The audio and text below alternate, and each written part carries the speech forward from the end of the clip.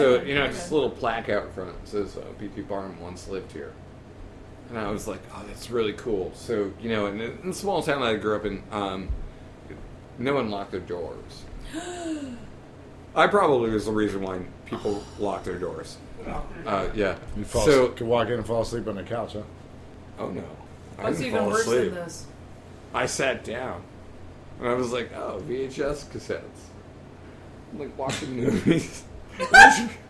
Eventually someone comes downstairs. It was like, who are you? Who are you? And I'm like, oh, Mark. I'm like, are you P.T. Barnum?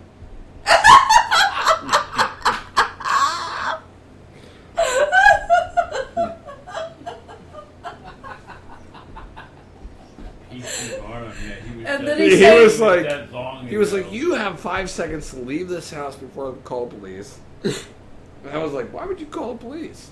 It was like, what are you doing in my house? And I was like, I feel like we're having a debate right now. And he was like, leave. Oh, right. And he said this way to the egress. Yeah.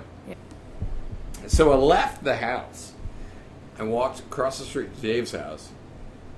Like, knocked on his door. And Dancing Dave comes to the door in his underwear. And he was like, didn't I drop you off at home? And I was like, no. I was just over at P.T. Barnum's house. And he got really pissed at me. And it was like watching some VHS tapes at P.T. Barnum's house. And P.T. Barnum's a dude. Tell me to get out. I'm like, you're going to call the cops. And he was like, do you know that P.T. Barnum's been dead for over 100 years? And I was like, I think it's probably been about like 5 or 6 years. So I wake up the next morning, and I have a mustache painted on my face with a Sharpie marker, and I'm dressed like a clown. So I just found something very interesting about Jumbo. No. Going back to the Jumbo thing real quick, because they're still on P.T. Barnum and the circus thing. Well, his trainer, Scotty, and Jumbo always shared a bottle of beer before going to bed for the night. Absolutely. It was a little ritual Jumbo loved. One night, Scotty drank a bottle of beer and fell asleep. Jumbo picked him up very carefully and set him down next to the empty bottle of beer. When Scotty woke up and found the bottle, he got the message and never forgot to share his bottle of beer with Jumbo again.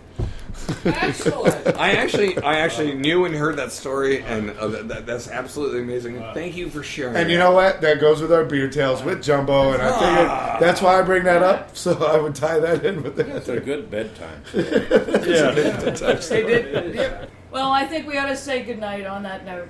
All right. Thank you for listening to Key West Beer Tales, the Sum of All Beers. Brought to you by the Cork and Stogie, 1218 Duval Street. Here in sunny Key West, Florida. That's why we live here. Yay! Sunny Circus City, Florida. Circus City. Well, I mean, it's actually not Circus. Circus is coming. I'm Danny Hoy. I'm Dave Sr. Diamond Dave. Cowboy Mark. And our special guest. Chris Robinson. Chris Robinson. Yay! Yay, Chris. Also known as Winnie the Poop. Winnie the Poop. Let's hear it for the volume. Oh, the volume. Turn it up, folks. Turn it up. Dance. And I'm thirsty. Let's go get something to eat. That's right. All right. Please turn it up. Thank you for listening to Key West Beer Tales, the Sum of All Beers, sponsored by the Cork and Stogie, 1218 Duval Street in sunny Key West, Florida. Follow our page on Facebook. You can also follow us on Twitter at the KWBT. We are also on Instagram at Untapped. Listen to our previous shows on Spreaker.com, and please email your comments to keywestbeertales@gmail.com. Cheers and beers.